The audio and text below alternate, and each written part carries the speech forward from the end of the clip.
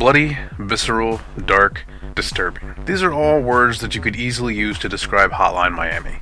Every now and then, you come across a game that really leaves you feeling like you need to call your mother or watch a wholesome Disney movie to help wash away the terrible things that you just did. As the nameless protagonist, you'll be taking cryptic orders from your answering machine to go into various locations and, well, for lack of a better phrase, brutally murder everybody inside. You'll use nearly everything at your disposal to dispatch enemies, including bats, guns, swords, and even good old-fashioned fisticuffs. Along the way, you'll unlock new weapons, levels, and masks that give you special abilities and an edge in combat depending on your playstyle. This is all wrapped up in the very stylized and gritty setting of 1980s Miami that exudes a very edgy and haunting vibe that is seldom seen in games these days. Let's start off with the bad stuff, although honestly there's not that much to complain about. The game can be a tad buggy in places. In fact, there were even times where the game failed to move on to the next scene, effectively soft crashing the game. The controls can be a tad wily as well when using the mouse and keyboard, but this is alleviated whenever you use the Xbox 360 controller, so if you have a PC-capable 360 controller, that's the way I'd recommend playing it, although that is strictly just my opinion. Obviously, if you're watching this review after the game has been released for PSN, you likely don't have to worry about this issue. There are also minor annoyances about not knowing exactly when enemies can see you or not. There are often baddies placed outside of frame that will see you and come running with all the rage of a rabid honey badger, leaving you little to no time to react since you didn't know that they were there. This leads to a few deaths feeling rather cheap and more based on trial and error than actual skill. Fortunately, the penalty for dying is fairly light, and you'll be back in the action as soon as you can press the respawn button.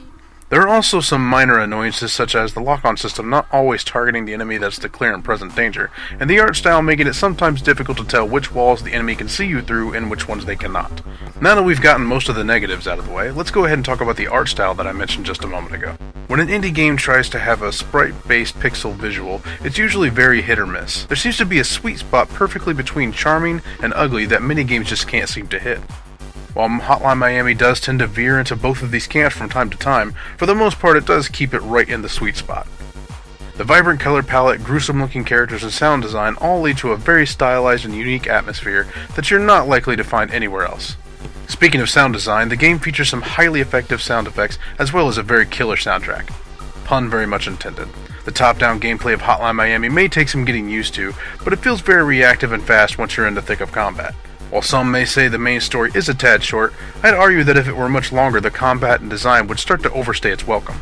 As is, the length of the game matches perfectly with the longevity of the joy to be had in the combat. That is to say, it's a satisfying length even though the game can be completed in just a few short hours.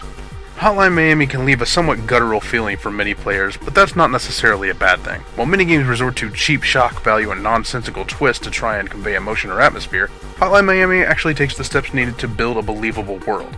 The brutal violence and creepy vibe of the game don't feel like attempts to shock you, but more natural occurrences in this over-the-top environment. Hotline Miami is a simple game at its base of the ilk that you may have seen in the early days of the PlayStation. It conveys its message with great efficiency, even if it's a message that some may not find very settling. Hotline Miami is a great game that's likely to stick in your memory for quite a while, and with the upcoming release on the PlayStation Network, that's a message that will thankfully get the opportunity to reach even more people. It's a game where only the in for mature crowd need apply, but Hotline Miami gets a 4.5 out of 5.